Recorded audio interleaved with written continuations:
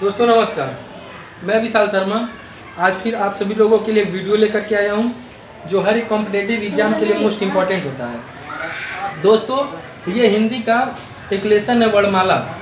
तो वर्णमाला को आज हम लोग देखते हैं क्योंकि आगामी जो पेपर होने वाले हैं उसमें हर एक लगभग 2 या 3 क्वेश्चन हमेशा पूछता है।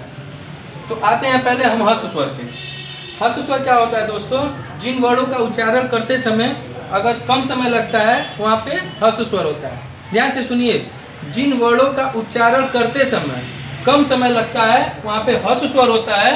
और दीर्घ स्वर क्या होता है?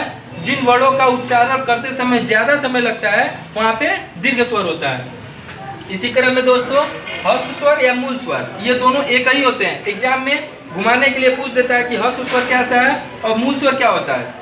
तो आप दोनों जानिए कि हर्ष स्वर और मूल स्वर दोनों एक ही होते हैं। और ई उ री यानी हर्ष स्वर और मूल स्वर और ई उ री होता है। इसी क्रम में दीर्घ स्वर, दीर्घ स्वर क्या होता है? आ ई उ ए ऐ ओ औ यानी कि दीर्घ स्वर। दीर्घ स्वर में क्या है? ज्यादा समय लग रहा है। तो आ ई उ ए ऐ ओ औ। इसी क्रम में आगत स्वर होता है आ। और समृद्ध स्वर, समृद्ध स्वर में आता है बड़ी ई और बड़ा उ। और इसी का जस्ट छोटा भाई होता है अर्ध समृद्ध स्वर। तो छोटी ई और वो छोटा उ। इसी क्रम में आता है विपरीत, विपरीत में आता है आ ऐ औ। और इसी का एक छोटा भाई होता है अर्ध विपरीत यानी कि ए अ ओ।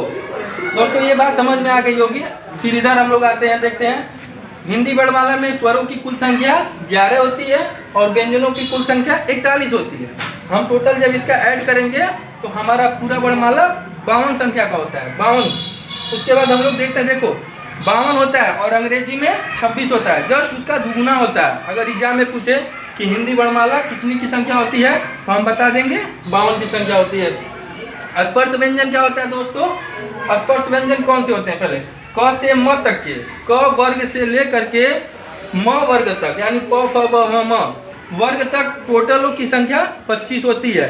इसी क्रम में दोस्तों 2 होता है ढ और ढ यानी 2 इसमें जुड़ जाते हैं तो इसकी संख्या 27 हो जाती है। कहीं कहीं आपको ये 2 दिखा मिलेगा बुक में।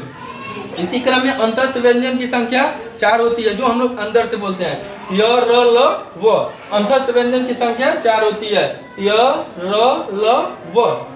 इसी क्रम में ऊष्म व्यंजन क्या होता है? इसको कहीं कहीं आपको मिलेगा उष्ण व्यंजन और ये यहाँ पे ऊष्म व्यंजन। ऊष्म व्यंजन मतलब जब हम लोग बोलते हैं तो गर्म वायु निकलती है। कौन सी वायु निकलती है? गर्म वायु निकलती है। तो इसी बेस पे इसका नाम है ऊष्म व्यंजन। ऊष्म व्यंजन होता है मूर्धन्य स, तालव्य स, दंत स, ह, ख श श ह। इसी क्रम में होता है आगत व्यंजन, ज और फ के नीचे बिंदी हो जाता है, यहाँ पे आगत व्यंजन हो जाता है। यह होता है अर्ध स्वर, अर्ध स्वर में आता है य और व।